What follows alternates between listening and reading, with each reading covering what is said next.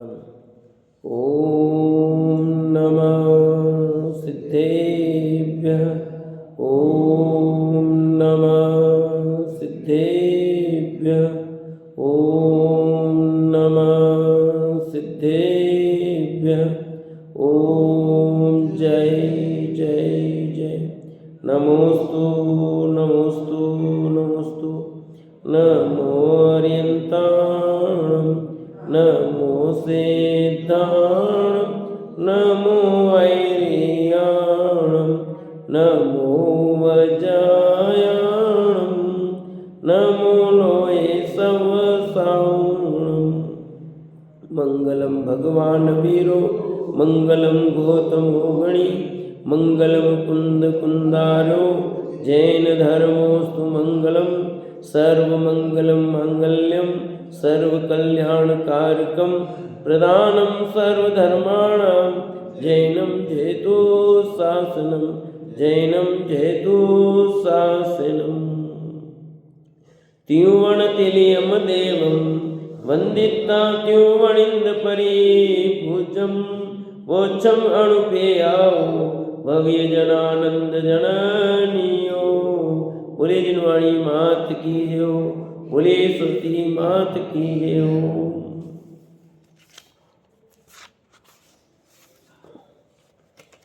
कार्तिक की अनुप्रेक्षा नाम का ग्रंथ कार्तिक के स्वामी विरचित और अपनी चर्चा वेद विज्ञान की चल रही है। मानो देह और आत्मा एक साथ रहने पर भी एक नहीं है, भिन्न भिन्न है। अनेक उदाहरणों से ये बात सिद्ध की थी। उसी बात को और आगे बढ़ा रहे हैं और कह रहे हैं कि जीव को देह से भिन्न जानने के लिए लक्षण और दिखाते हैं। कल बात बताई थी, इंद्रियों के माध्यम से स्पर्श रसना ग्रहण चक्षु कर्ण पांचों इंद्रियों के माध्यम से ये बात कही थी। उसी बात को और आगे बढ़ा रहे हैं। गाथा नंबर 187 पेज नंबर 85। अब इस तरह जीव को मिला हुआ मानने वाले लोग भेद को नहीं जानते, ऐसा कहते हैं। राव हम भिक्षो हम सिट्ठी हम चेव दुबलो बलियो एदी एत्ता विठो तोंडम भेम नबूजेदी। देह और जीव के एकत्व की मान्यता वाले लोग ऐसा मानते हैं कि मैं राजा हूँ, मैं भृत्य तथा नौकर हूँ, सिट्टी मैं सेठ हूँ, चेव दुबलो मैं दुर्बल हूँ, मैं दरिद्र हूँ, मैं निर्बल हूँ, बलियों में बलवान हूँ। यदि इस प्रकार से देह और जीव के भेद को नहीं जानते हैं। देखो, छडाला में पंडित दौलत राम जी ने इस भूल को दिखाया। आया कि नहीं है? अजीत अजीत तत्व में मैं सुखी दुखी मैं रंग राव मेरे धन ग्रह धन प्रभाव। आया कि नहीं है? मेरे सुततीय सबल दिन बेरूप सुभग मूरख प्रवीण। वो मानो इस गाथा का अनुवाद है कि जो शरीर और जीव को एक मानते हैं ना, वे लोग ऐसा मानते हैं कि मैं राजा हूँ, मैं नौकर हूँ, मैं सेठ हूँ, मैं दुर्बल हूँ, मैं दरिद्री हूँ, मैं निर्बल हूँ, मैं बलवान हूँ। ऐसा सब वे मानते हैं, जबकि सचमुच ऐसा नहीं है। मैं कौन हूँ जो निबंध है दादा का, उसमें उन्होंने ये सब बातें भी ली। यदि मैं सेठ हूँ तो जब सेठ नहीं था तब मैं था कि नहीं था। जब मैं सेठ नहीं रहूँगा तब मैं रहूँगा कि नहीं रहूँगा। इसका मतलब मैं सेठ से कोई अलग चीज़ हूँ कि जब मैं राजा नहीं था तब मैं था कि नहीं था,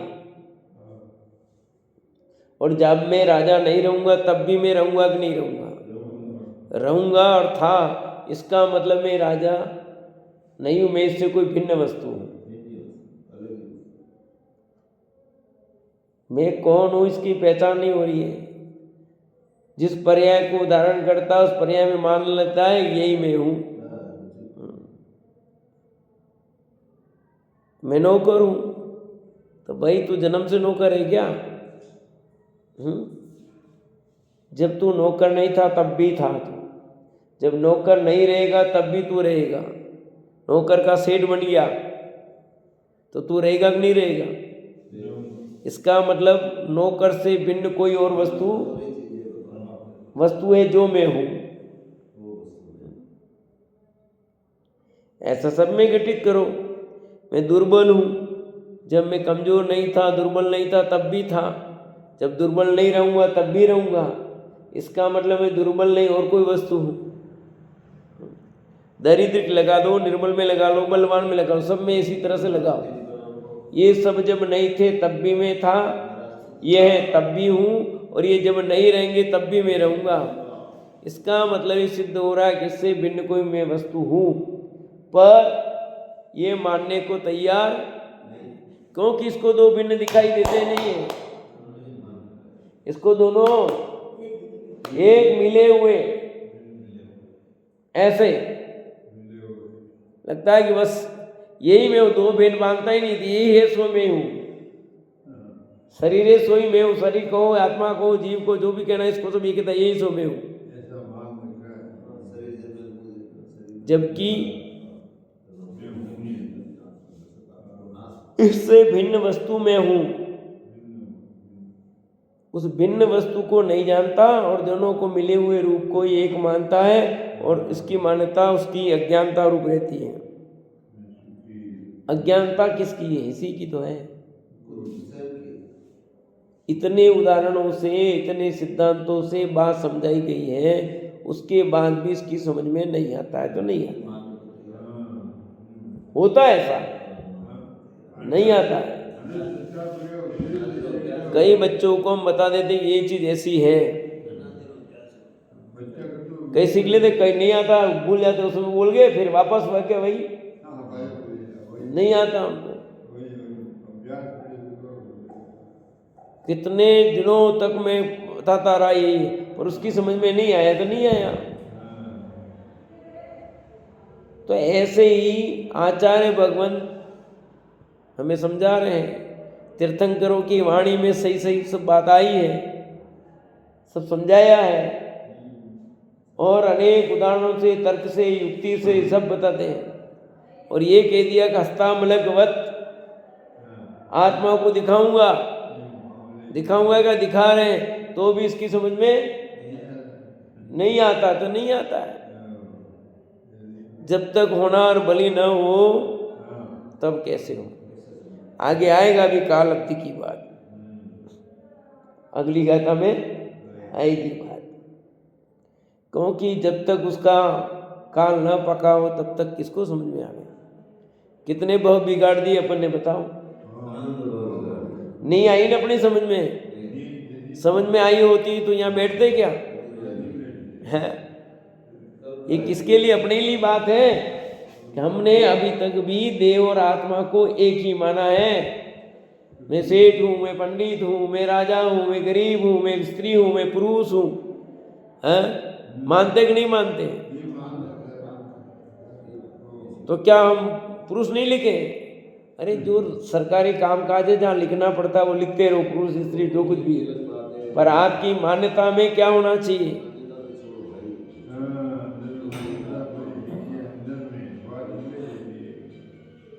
मान्यता ही सही नहीं हो रही है भाई। अज्ञानता रूप मान्यता बनी हुई है, और वो अज्ञानता रूप मान्यता निकलती नहीं, और हमारा काम होता नहीं। अनंत भव बिगाड़ दिए अपन ने। ये दूसरों की बात नहीं, अपनी बात है कि अपने कितने भव बिगाड़े, बोलो।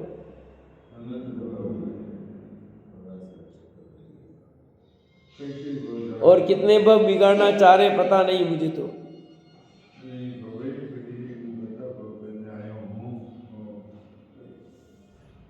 जिनवाणी सुनने की भी ललक कैसी होनी चाहिए।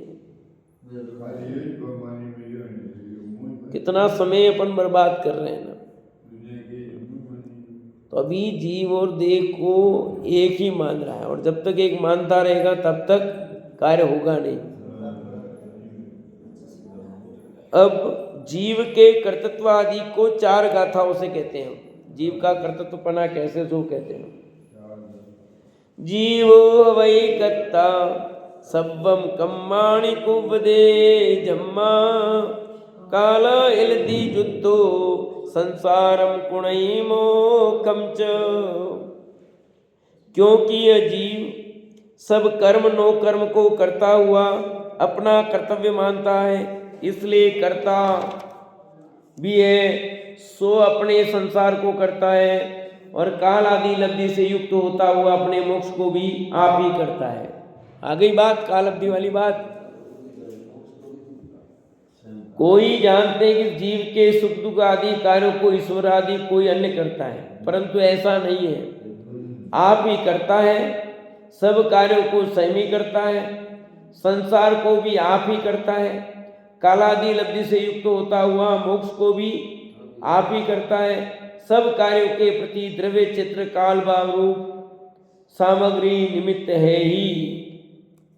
क्या कह रहे हैं कि संसार का कर्ता भी तू, तो मोक्ष का कर्ता भी तू है। कोई ईश्वर आदि नहीं है कि ईश्वर की इच्छा होगी, भगवान की मर्जी होगी, जो हो जाएगा है, भगवान करेगा जो, भगवान तू है।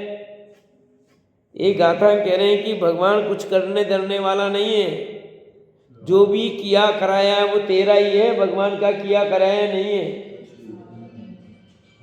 हमारे को अच्छा मिला है तो भी हमारे कर्मों का, बुरा मिलता है तो भी हमारे कर्मों का फल है।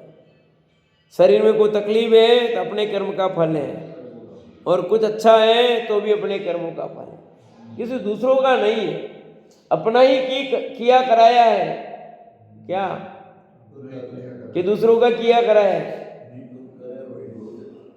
पर लगता नहीं। इसने ऐसा कर दिया, उसने ऐसा कर दिया, उन्होंने कर दिया, उसने ऐसा कर दिया। कौन क्या करे भाई, कि तेरी काल अवधि जब पक जाएगी तो मोक्ष रवाना हो जाएगा। वो भी तेरा किया हुआ है, मोक्ष भी तेरे पुरुषार्थ से तू जाएगा, और संसार है वो भी तेरे कारण है। किसी ईश्वर की कोई देन नहीं। भगवान की इच्छा होगी तो अपने पास बुला लेगा। भगवान की इच्छा होगी, भगवान मोक्ष देंगे, भगवान संसार देंगे।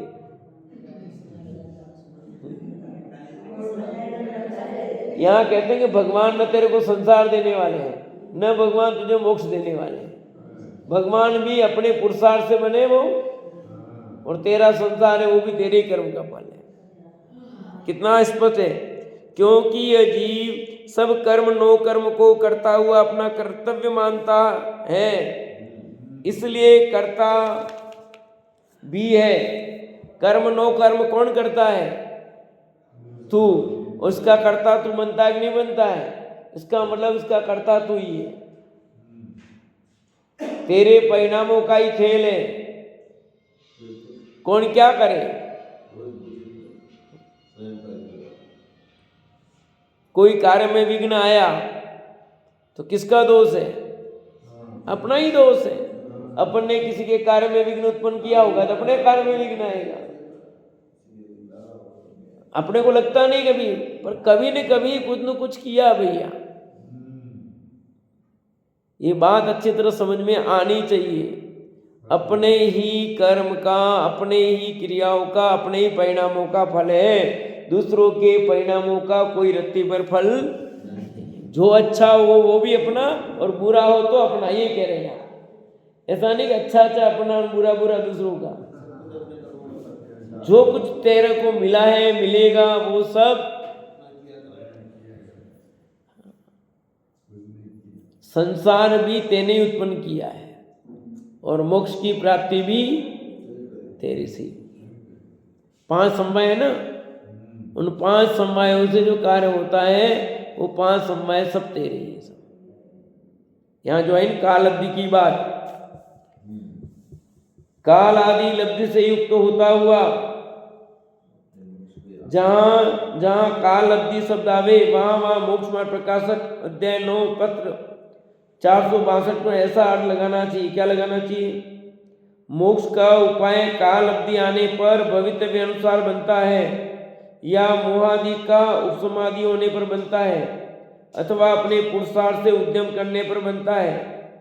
यदि पहले दो कारण मिलने पर बनता है तो हमको उपदेश क्यों दिया जाता है? सुनना ध्यान से प्रश्न। यदि काल अवधि के अनुसार है तो हमको उपदेश क्यों देते हो? यदि पुरुषार्थ से बनता है तो उपदेश सभी सुनते हैं, उसमें कोई तो उपाय कर सकता है, कोई नहीं कर सकता, तो क्या कारण है? इसका समाधान करो। तो समझ में आया? यदि आप काल अवधि के, जब काल अवधि पकेगी तभी होगा हमारा काम, तो फिर आप काय को उपदेश देते हो? जिस दिन काल अवधि पकेगी उस दिन हमारा काम हो जाएगा, उस दिन हमारी बुद्धि हो जाएगी, हमको सब करने की जरूरत नहीं है। और पुरुषार्थ से होता ही कहते हो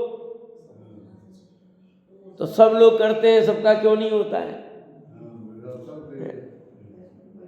किसी पुरुषार्थ से बनता है तो उपदेश तो सभी सुनते हैं, उसमें कोई के तो उपाय कर सकता है और कोई नहीं कर सकता, ऐसा क्यों होता है? इसका समाधान दिया बहुत बढ़िया। एक कार्य होने में अनेक कारण मिलते हैं, इसलिए जहां मोक्ष का उपाय बनता है वहां तो पूर्वोक्त तो तीनों ही कारण मिलते हैं, और नहीं बनता वहां तीनों ही कारण मिलते हैं। कौन से 3 कारण बताएं? काल अवधि, कर्मों का उपसमाधि होना और पुरुषार्थ का होना। पांचों, कोई भी काम होगा तो पांचों समय मिलने पर होगा। पूर्वोक्त तीनों कारणों में काल अवधि या होनार तो कुछ वस्तु ही नहीं है। जिस काल में कार्य बनता है वही काल अवधि, और जो कार्य हुआ सो ही होनार है। काल अवधि किसका नाम है? जिस काल में जो कार्य हुआ वही काल अवधि कहलाती है, और कुछ नहीं है। और जो कार्य हुआ उसको होनार कहते हैं। भाई इसकी होनार बली है। कर्म के उपसमादि पुद्गल की शक्ति है, उसका कर्ता हर्ता आत्मा नहीं है। कर्म का उपसमादि ये पुद्गल की शक्ति। क्या आत्मा की शक्ति? ये पुद्गल की शक्ति है, इसमें आत्मा का कुछ रोल नहीं। पुरुषार्थ से उद्यम करते हैं, ये आत्मा का कार्य है। पुरुषार्थ से होता है ये आत्मा का कार्य है, इसलिए आत्मा को पुरुषार्थ से उद्यम करने का उपदेश दिया जाता है। उपदेश इसलिए देते हैं कि पुरुषार्थ किसका काम है?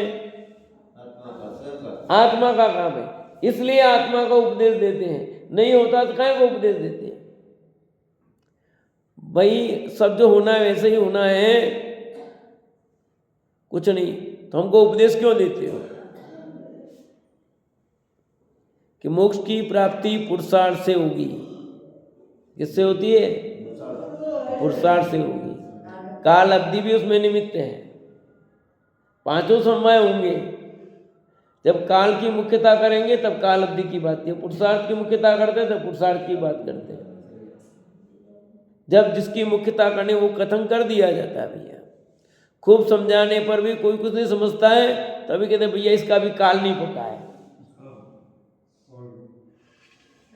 खूब समझा रहे हैं पर समझ ही नहीं रहा है इसको। मुझे भैया इसके लिए भी दिल्ली दूर है बहुत, ये कहाँ जाएगा? पर सचमुच उसके पुरुषार्थ में कमी है, इसलिए काल अवधि भी नहीं पकी है। जो होना होता है उस और कदम आपके बढ़ जाएंगे, जो नहीं होना होगा उस और कदम नहीं बढ़ेंगे।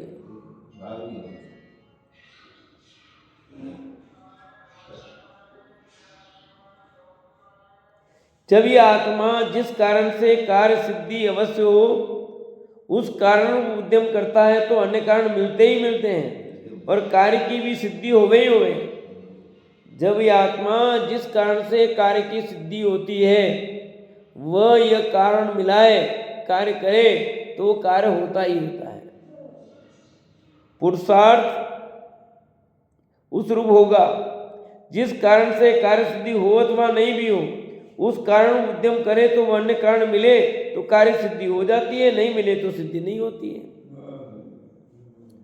कुछ कार्य ऐसे हैं उन कारण कार्य के मिलने पर कार्य की सिद्धि होगी। जब जब सूर्य उदित होगा तब तब दिन होगा ही होगा। सूर्य उदित हो और दिन नहीं हो ऐसा कभी होगा ही नहीं। क्या होता है ऐसा? सूर्य उदित हो और दिन नहीं हो ऐसा नहीं होता है। सूर्य अस्त होगा तो रात होगी, कि सूर्य तो अस्त है पर दिन ऐसा हो सकता है क्या? अब तुम कल्पना से कह सकते हो इतना लाइट का प्रकाश है कि बिल्कुल वहां अंधकार नहीं लग रहा आपको। हाँ, दिन रात का मैच होता ना क्रिकेट का अन्य कुछ, इतनी लाइट लगा देते कि दिन जैसा लग रहा है मान लो। अभी यहाँ दिन में प्रकाश, अभी प्रकाश पूरा लग रहा है तो दिन जैसा लग रहा है ना आपको? दिन है क्या अभी? है ये रात ही है भैया। दिन जैसा लग रहा है वो अलग बात है, पर दिन नहीं है। कुछ ऐसे हैं उसके होने पर कार्य होगा भी सही और नहीं होने पर न भी हो। जरूरी नहीं कि वह कार्य हो ही हो भी सकता और नहीं भी हो सकता। कई कारण है। बच्चे परीक्षा देते हैं, परीक्षा दिए भी कर तो जो परीक्षा में पास होने का नियम है, परीक्षा दोगे तो ही होगा। अब परीक्षा देने पर सब पास होंगे ही होंगे जरूरी नहीं है। कुछ पास हो सकते हैं, कुछ नहीं भी हो। कोरोना में पास हो गए बिना एग्जाम दिए। हाँ?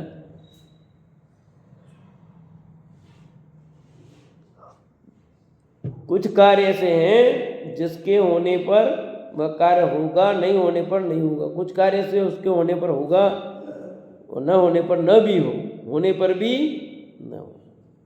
पर होगा तो ही होगा, नहीं तो नहीं होगा। जैसे मुनिराज बनने पर मोक्ष हो भी सकता है, नहीं भी हो, पर मुनिराज बन गया तो मोक्ष होगा ही होगा ऐसा नियम नहीं है। और मुनिराज बने बिना मोक्ष नहीं होगा। मैं मुनि बन गया मोक्ष जाऊंगा इस बम, ये जरूरी नहीं है। पर मोक्ष जाने के लिए मुनिराज बनना बहुत तो ये आवश्यक है। पर वो बन गया तब तो अपना पक्का हो गया, ये जरूरी नहीं है। तो यही बात क्या कह रहे हैं, आत्मा को पुरुषार्थ उद्यम करने का उपदेश दिया जाता है। जब ये आत्मा जिस कारण से कार्य सिद्ध अवश्य हो उस कारण रूप उद्यम करता है तो अन्य कारण मिलते ही मिलते हैं और कार्य की सिद्धि भी होवे ही होवे। जिस कारण से कार्य सिद्धि हो अथवा नहीं भी हो उस कारण रूप उद्यम करे वह अन्य कारण भी मिले तो कार्य की सिद्धि हो जाती है, नहीं मिले तो सिद्धि नहीं होती है। इसलिए जिन मत में जो मोक्ष का उपाय कहा गया है उससे मोक्ष होवे ही होवे, उससे तो मोक्ष होगा ही होगा। अतः जो जी पुरुषार्थ पूर्वक जिनेश्वर के उपदेश अनुसार मोक्ष का उपाय करता है उसके काल अवधि या होनार भी हुआ और कर्म का उपसमाधि भी हुआ है तो यह ऐसा उपाय करता है। इसलिए जो पुरुषार्थ से मोक्ष का उपाय करता है उसको सब कारण मिलते हैं ऐसा निश्चय करना और उसको अवश्य मोक्ष की प्राप्ति होती है। कि मोक्ष की प्राप्ति के लिए जो नियम है अमरलाल साहब होगा, तो मोक्ष की प्राप्ति के लिए पुरुषार्थ आवश्यक लिखा। काल अवधि तो कुछ वस्तु नहीं है, जिस काल में कार्य हुआ उसी काल में वो हो गया तो उसको काल अवधि कहते हैं। तो इसलिए क्लियर लिख रहे हैं यहाँ, जिस कारण से कार्य सिद्धि हो अथवा नहीं भी हो उस कारण उद्यम करे तो वह अन्य कारण मिले तो कार्य सिद्धि हो जाती है, नहीं मिले तो सिद्धि नहीं होती है।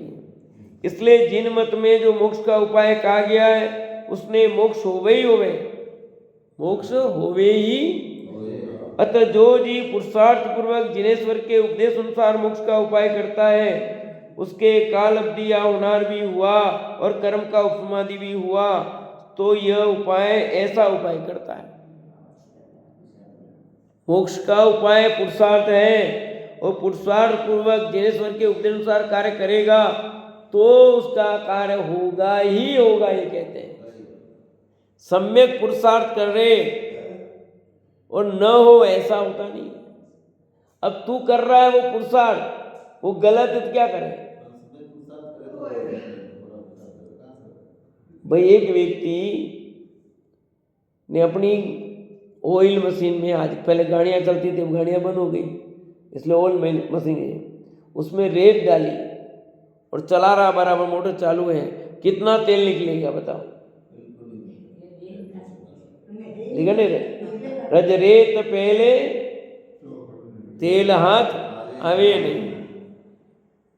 कि रेत को पेल रहा है, पुरुषार्थ कर रहा है कि नहीं कर रहा है? अब जैसे यहाँ प्रवचन में आके बैठे हैं, फिर बैठे तो हैं पर अब नींद निकाल रहे हैं, मेरे को समझ में नहीं है, मेरे को समझ में नहीं है। अब कहाँ से समझ में आएगा? जो सुन ही नहीं रहा है कैसे समझ में आएगा बताओ? आए हम बैठे थे ना, हम बैठे थे, रेत डाली है, ऑयल मशीन चला रहा है, भला पर चला रहा है, सब कर रहा है यहाँ, पर पुरुषार्थ सही नहीं है ना, उसको पुरुषार्थ नहीं कहते हैं। पुरुषार्थ उसका नाम है सम्यक पुरुषार्थ, सही दिशा में सही रूप में किया गया, उसको पुरुषार्थ कहते हैं। हाँ, मूंगफली के दाने डाले, तिल्ली के दाने डाले, बादाम डाले और उसको ऑयल मशीन चलाए, फिर तेल नहीं निकले तो समझ में आ गए कि ये सही काम नहीं करा। अब डाली तो रेत है और मंथन कर रहा, पानी डाल करके खूब, घी कितना आएगा बोलो? आएगा कि निकलेगा कि नहीं निकलेगा? क्यों?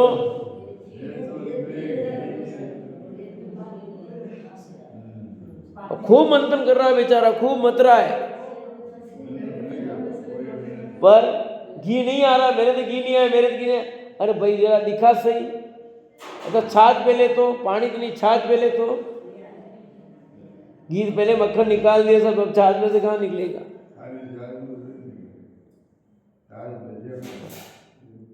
तो ऐसे हम कर रहे हैं, हम समझ रहे हैं हम तो जा रहे हैं, हम तो इतनी माला गिनते हैं, हम तो ये करते हैं, हम तो ये करते हैं, ये करते हैं, हम तो रोज मंदिर जाते हैं, हमने तो पूजा कर ली, ये कर ली, सब कर लिया, और ये समझ रहे हैं कि हमने तो पुरुषार्थ कर लिया। इसका नाम पुरुषार्थ है। हाँ, यात्रा पे जा रहे हैं, दर्शन करके आ जाएंगे, हमने तो पुरुषार्थ किया है।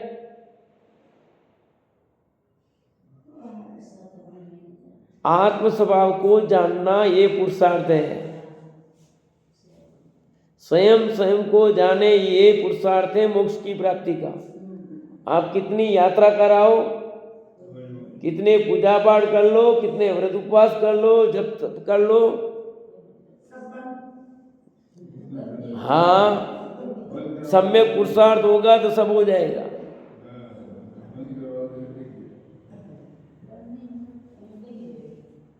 भाई रेत जहाँ पेलनी पड़ती है वहां रेत पेलो ना, जहाँ नहीं पड़नी पड़ती वहां क्या करोगे?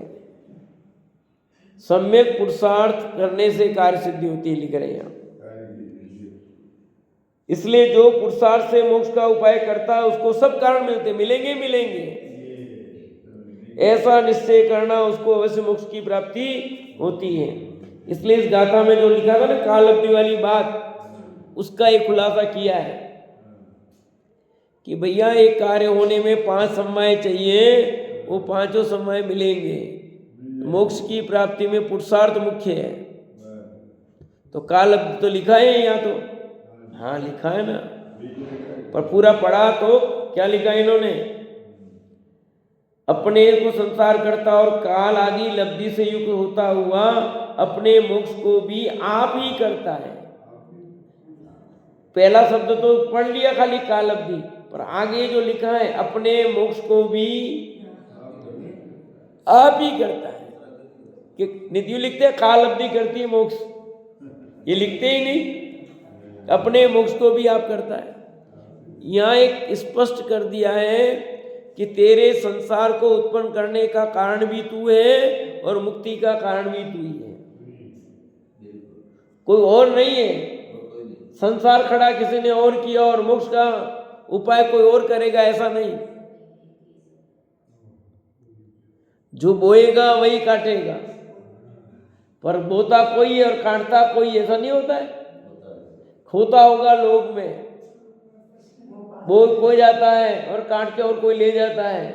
इसलिए तो कहावत बनी, भाविया वो किस्मत करे जोर तो कोदरा लड़े चोर। समझे कि नहीं? किस्मत करे जोर तो कोदरा लड़े चोर, ये कहावत ही थोड़ी बनी है। पर यहाँ ऐसा नहीं होगा, यहाँ तेरा किस्मत जोर करेंद्र ऐसा नहीं होगा यहाँ। समझे नहीं? समझाई? सुनी नहीं सुनी कहावत ही है काक साहब? पहले सुनाई थी ना मैंने आपको, भूल गए बात ये लोकोक्ति है। किस्मत करे जोर तो कोदरा लड़े चोर, कुछ पल्ले पड़ा।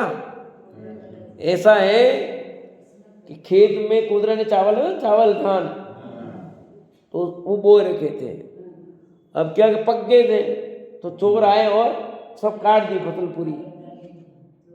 पूरी फसल काट दी। इतने में वो आ गया मालिक, तो पूरा रह गया और चोर भग गए। तो उसके तो फ्री में कट गए ना सारे चावल। अब मजदूर लाता, कितने पैसे लगते उसमें? लगते नहीं लगते? और उसकी फसल भी कट गई और रह भी गई। तो किस्मत करे जोर, इसको किस्मत ने जोर किया, पैसा भी लगे न, चावल धान भी कट गया पूरा। ये हाँ, इसलिए कहावत लोकोक्ति बनी, किस्मत करे जोर तो कोदरा लाने चोरी हो। पर यहाँ ऐसा नहीं होगा कभी। यहाँ तो तेरे को ही सब कुछ करना है। चोर आके तेरा काम कर देंगे ऐसा कुछ नहीं है। मुक्ति के मार्ग में कहीं कुछ नहीं है। लौकिक कार्यों में जो कहा जाता पुण्य से मिलता है, वहां भी वो पुण्य किसका ये बताओ। जो भी आपको अच्छा मिला बुरा मिला है, जैसा भी मिलना है मिल रहा है, वो सब तेरे ही परिणामों का फल है ना, दूसरों का थोड़ी है। दूसरों का कोई फल नहीं है। अतः ये लिख दिया, संसार भी तेरे ही उत्पन्न किया हुआ है और मोक्ष भी तेरे ही द्वारा उत्पन्न किया जाएगा। दूसरा कोई आकर के तेरे लिए मोक्ष खड़ा कर देगा ऐसा नहीं है। तेरी समस्त क्रियाओं का, तेरे फल पुण्य पाप धन सब तेरे उत्पन्न किए हुए हैं। किसी के माथे डोलने से कुछ नहीं होगा। मेरे तो कुछ नहीं करता, मेरे कोई कुछ नहीं करता, मेरे कुछ, कौन क्या करेगा? तुम्हारे भाग्य बिना तुम्हारा कौन साथ देवे? तो भाग्य का ना, पर वो भाग्य किसने किया तैयार, ये तो बताओ ललित जी भाई साहब। हैं, एक आदमी घर पर बैठा बैठा खाता है और एक खूब मेहनत करता नहीं मिलता है, तो ऐसा किसने किया बताओ? अभी आ रहा राजस्थान पत्रिका में पूरा बड़ा बड़ा साइबर ठगी का, कितने ठग रहे हैं। अखबार पढ़ते हो कैसे लोग पकड़े, और छोटे से गांव में सबकी बिल्डिंगें बड़ी बड़ी, इतनी बिल्डिंगें बनेगी पक्की पक्की और सोना चांदी इकट्ठा, सब लोगों के दूसरों से ऑनलाइन ठगी की है सब। और रोज के कितने 1-आधा करोड़ रुपए, 10 लाख 1 करोड़ रुपए रोज ठग लेते हैं। पढ़ा अखबार? आया कि नहीं आया?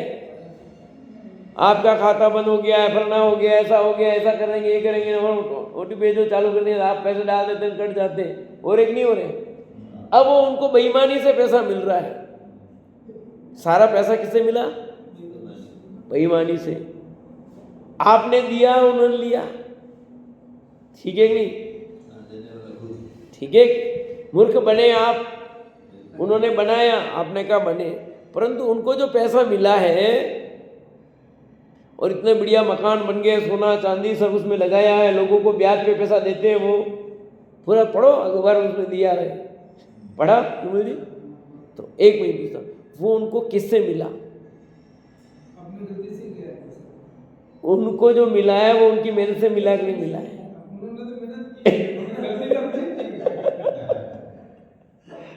कितनी, क्योंकि खाता किसके खाते उसको भी कमीशन देना, सिम लाने के लिए उनको पैसा मिलना, कहीं जंगल में बैठ करके सब काम करना। परंतु परिणाम पाप रूप है, उसका फल आगामी मिलेगा।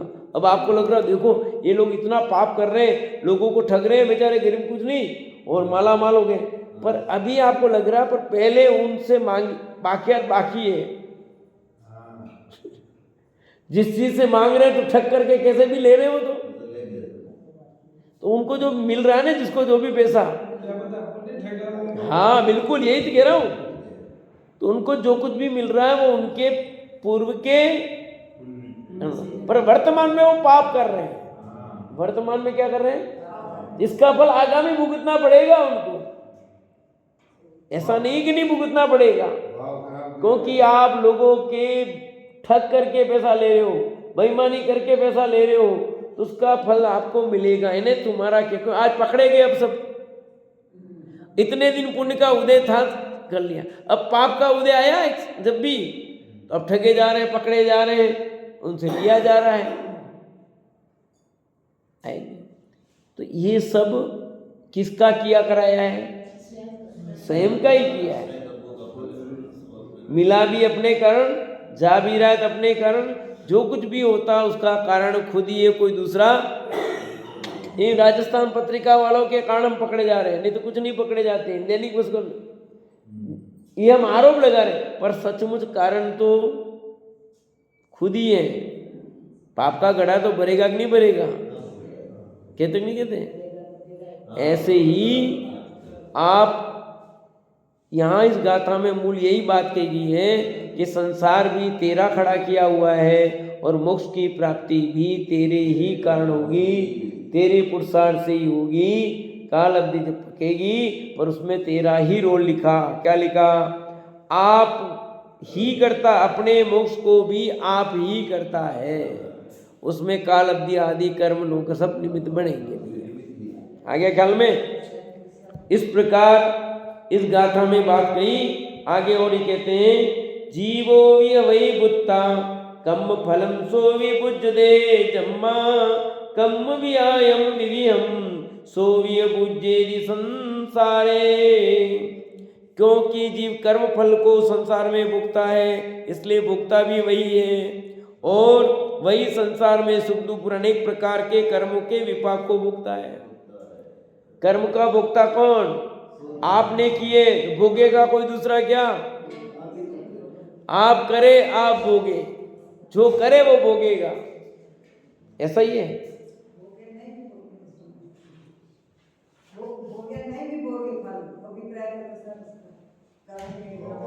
भोगना ही है, नहीं भोगने की बात तो बात की बात है, बहुत दूर की बात है। आपने किया तो आपको ही भोगना है, क्योंकि उसका हिसाब किताब आपको ही करना पड़ेगा।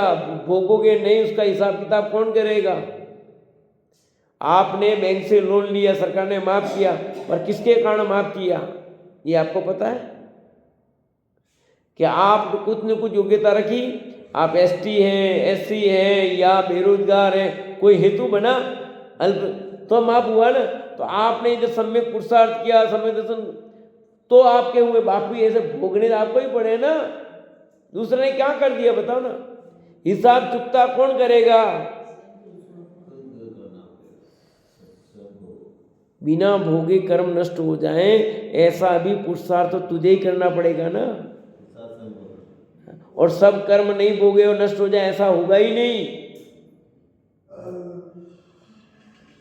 बहुत कर्म ऐसे हैं जिनको तुझे भोग करके यानी उदय में आएंगे, फिर ही नष्ट होंगे, उसके बिगर पार पड़ेगी नहीं। तो अतः ये लिख दिया कि जीव कर्मफल संसार में भोगता है, इसलिए भोगता भी यही है। कर्मफल को संसार में भोगता है, इसलिए वो भोगता भी है, करता भी यही और भोगता भी यही। और वही संसार में सुख दुख अनेक प्रकार के कर्म को, विपाक को भोगता है। देख रहे नहीं देख रहे, एक सुबह 5 बजे उठ करके कचरा बीन रहा है, और एक आराम से सोया है मस्ती की नींद में, 8 बजे उठेगा आराम से, 9 बजे उठेगा, 10 बजे उठेगा, और एक के बच्चे उठ करके सुबह कचरा बीनने, तुम्हारे खाए के फेंके हुए उसमें फिर बेच के आएंगे, दिन के 10 रुपये 20 रुपये 25 रुपये जो भी मिल जाएंगे उनका पेट भरेगा, नहीं तो वाह। और एक आपका बच्चा है वो आराम से सोया है, और उसको कुछ नहीं करना पड़ता है, आप आराम से कमा के खिला रहे हो। होता कि नहीं होता है? ये तुम्हारे कर्म का फल है। किसी दूसरे का आपने जैसा किया वैसा आप भरोगे, इसलिए कभी किसी का दोष निकालने की जरूरत दोष भी मत निकालो और कुछ भी मत कहो, अपना अपना भोगो, अपने अपने को जानो। इसलिए हमें अपने को जानने का पुरुषार्थ करना है, उससे मोक्ष की प्राप्ति होगी। दोनों बातें यहाँ कह दी है। तुझे मोक्ष चाहिए तो भी तू प्रयत्न कर, संसार चाहिए तू कर ही रहा है तेरा काम, संसार भी तेरा ही खड़ा किया हुआ है और मोक्ष भी तेरे ही से होने वाला, दूसरों से नहीं। तो मोक्ष की प्राप्ति का उपाय करें और अपना आत्म कल्याण करें। इसी भावना से